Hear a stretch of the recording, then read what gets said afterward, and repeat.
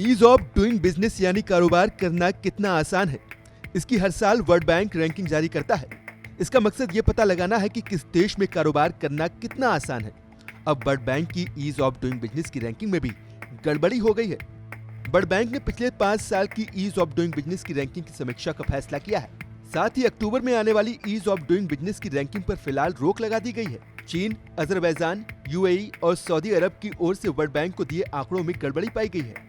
Wall street journal की report के मुताबिक वर्ल्ड बैंक के चीफ इकोनॉमिस्ट ने 2 साल पहले ये मामला उठाया था कि कुछ देशों की ओर से डेटा में गड़बड़ी की जा सकती है। 2019 में चीन के डूइंग बिजनेस रिपोर्ट की रैंकिंग में 46 से सीधे 31वीं रैंक पर पहुंच जाने के बाद गड़बड़ी की आशंका पैदा हुई थी।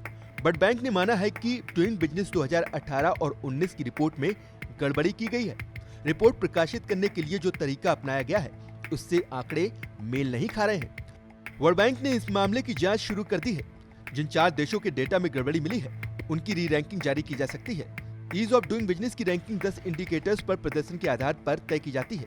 कारोबार शुरू करना कितना आसान है, कंस्ट्रक्शन परमिट मिलना, बिजली कनेक्शन, प्रॉपर्टी रजिस्ट्रेशन, कर्ज मिलना, छोटे निवेशकों के हितों की रक्षा, टैक्स सिस्टम, बॉर्डर ट्रेड और इंसॉल्वेंसी का समाधान।